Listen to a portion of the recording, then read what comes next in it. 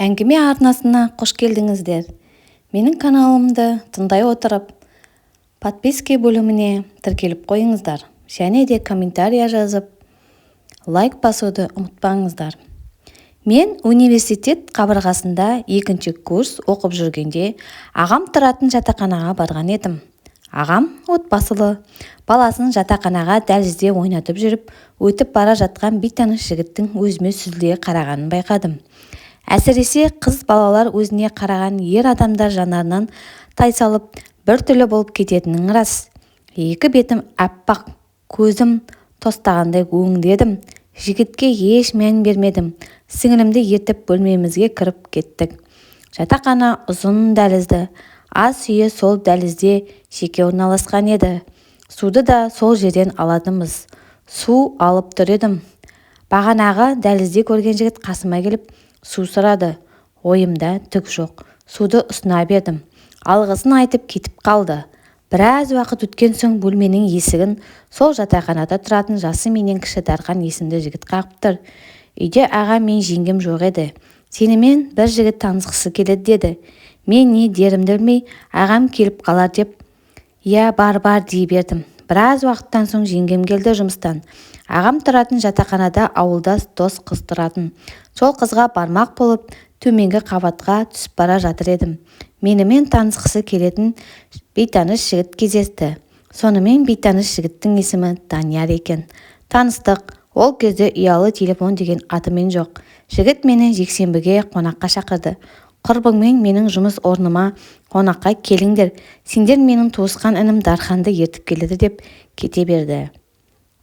Студентпін, сабаққа барып күндерім өтіп жатты. Мен өзім оқитын университеттің жатақхасында тұратынмын. Сонымен жексенбі күні түстен кейін ағамның жатақхасында тұратын құрбым Аида мен Дархан келіп тұр. Жиналып қонаққа бардық. Бейтаныс жігіт шағын базардың директоры екен. Кабинетіне дастархан жайып қойыпты. Шампанды да ұмытпаған. Сонымен жақсы отырыс болды. Данияр мен туралы сұрай берді. Мен сол кезде қазір ойласам, сол үшін кішкентай оқушы қызда екенмін. Ол сұрақ қояды. Мен еш бүкпесіз жауап беремін. Мен жігіттің жасын сұрадым. Жасыңыз нешеде? Мен басында ұялғаным ба, жоқ па, әлде жаңа таныстық болғаннан ба, сіз деп сылып жүрдім. Сен қалай ойлайсың? Білмеймін. 1976 жылғысың ба? Жоқ. 1974? Жоқ. 1972? Ал жарайды, солай ақ болсын деп күлді. Бізді жатақханаға Данияр машинасымен әкеп тастады. Сол вақыттағы машинасының нөмірі әлі есімде. Солай күндер өте берді. Біраз уақыттан соң біздің ара қатынасымыз махаббатқа ұласты. Күнде кешке келеді жатақхана алдына. Кездесу. Кейде мен өзім шағын базарға барып, жоқ болса кабинетінде күтіп отыра беремін. Осылай көктем келді.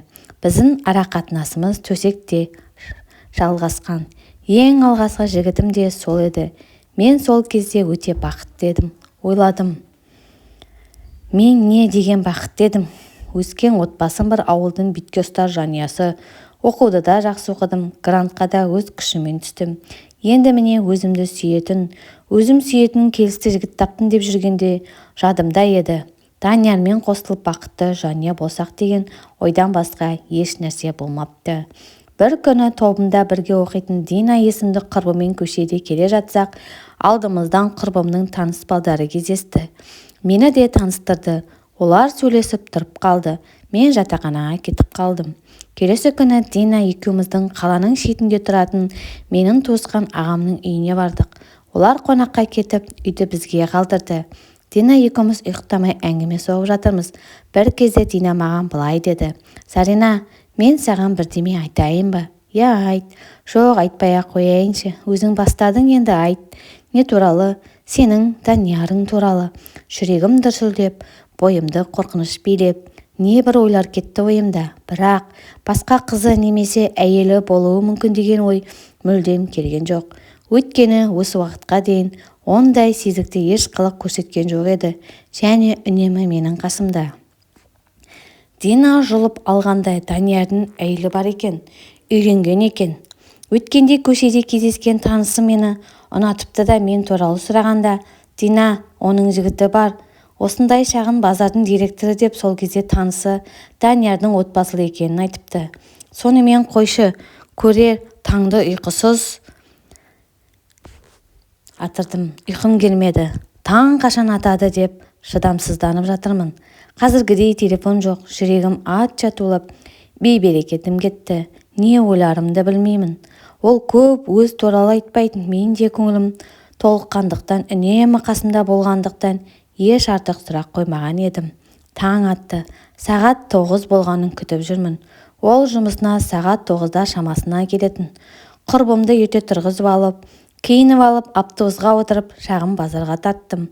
Базарға барсам, ол әлі келмепті. Сонымен сағат 10 болды. Ол жоқ. Мен базар маңында айналшықтап жүрмін.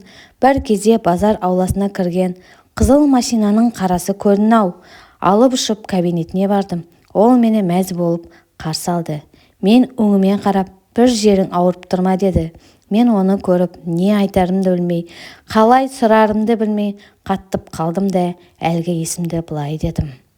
Данияр, сенің бір нәрсең бар екен ғой, шын ба деп жылап жердім. Ол бірден ұқты да басын изей берді. Әйелім бар екенін маған неге айтпағансың дедім де сыртқа атып шықтым.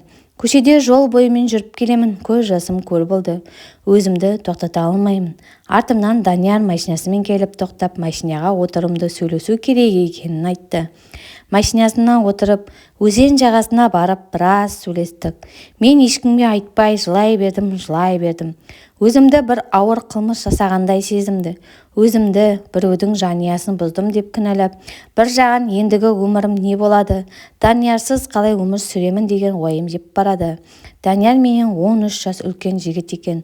Түріне қарасан өте жас еді. Спортпен айналысатын, өте сауатты болатын. Мен онымен әңгімелескенде тек тыңдай бергенді ұнататынмын. Тарихы өте керемет білетін еді. Негізгі мамандығы балалар дәрігері екен. Ол бірақ бизнесті қалаған. Жас кезінде біреуді ұрып соты болған екен. Менімен танысқан кезде бостандыққа шыққаны көп болмаған. Әкесі ертеректе қайтыс болған. Көп бала отбасынан.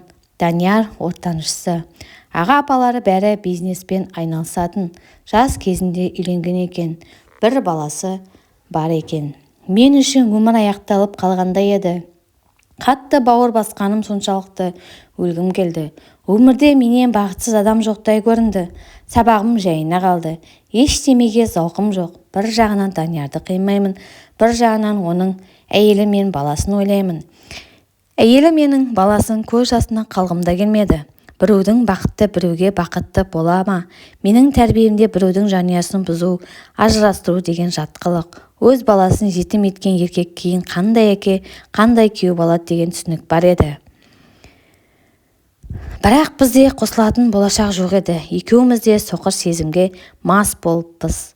Жазғы каникул болды. Мен ауылға кеттім 3 айға. Ауылда жүрсем де 1 минутқа ойымнан шығарған емеспін. Бір күні кешкілік мезгілде үйге қалаға жұмыс іздейтін құрбым Аида келіп жүр.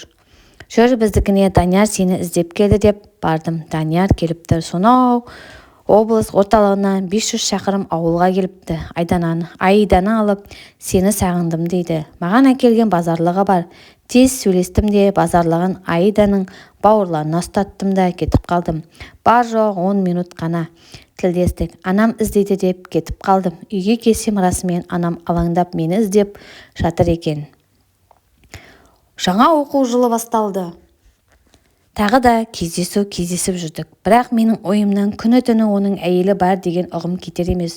Ұйықтасам да есімнен кетпеді. Оны көрсем бәрін ұмытып, үйіне кетсе тағы да әйелі бар. Әйелінің қасына деген ойлар мазалайды.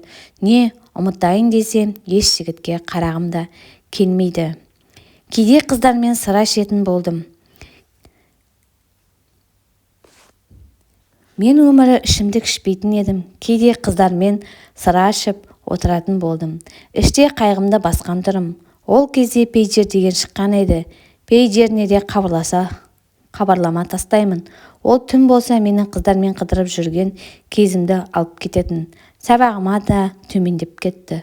Ол үнемі айтатын, мен тірі тұрғанда оқуыңды бітіресің деп кейбір емтихандарды өзі сатып алып жүріп берді. Сабақта жақсы оқитын мен бұл қылығым барлық топтастарымды таң қалдырды. Ақыры мен Астанаға кетіп тындым. Оған деген махаббатым әлі өшкен емес, бірақ адам болғасын өз өміріңді сүру керек қой. Сағыммен қашанға жүресің, көзің махаббатынан да жалығады екенсің. Астанада жүргеніме 1 жыл болғанда маған түнде телефон шалып тұр. Нөмірімді қайдан тауып алғанын білмеймін.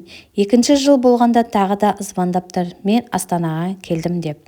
Барғым келсе де кездесуге өзімнен қорықтым. Астанада емеспін, іс сапармен басқа қалада дедім. 3 жылдан кейін тағы да хабарласты. Астанадан үй алуға келіпті.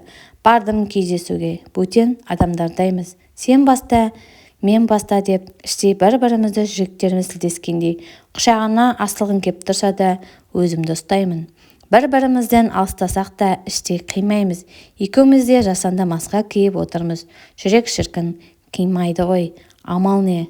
Жай үлкен адамдарша сөйлесіп, бұрынғыдай емес деп есейдім. Бәрін ақылға жеңуге тырысамын, бірақ ол кеткен соң біраз уақытқа дейін сезімін шырмауынан шыға алмай жүретінім рас. Шындығында оның ештемесі кеткен жоқ. Бизнесі орнында, отбасы орнында, өмірі уақытымен өмір өтіп жатыр. Жас қызды өзіне ғашық етті. Соңында Пушкин ертегісіндей кемпірдей тесегінен құшақтап қалған мен ғана. Қазір де мен көп таныс қыздармен жігітім отбасылы дегенде көп естимін. Бірден қолымда бір сілтеймін, керек емес деп. Олар да өздерінше үміт бар, аузы күйген үрлеп ішеді дегендей, өзім отбасын еркекке мүлдем жоламаймын. Отбасылы адамға ғашық болу ол опа бермейтініне көзім жеткен. Жас қыздарға айтатыным, менің қателігімді қайталамаса екен деймін. Соқыр сезімге алданып қала, кәрі қыз болып қалатындан білмей қалар.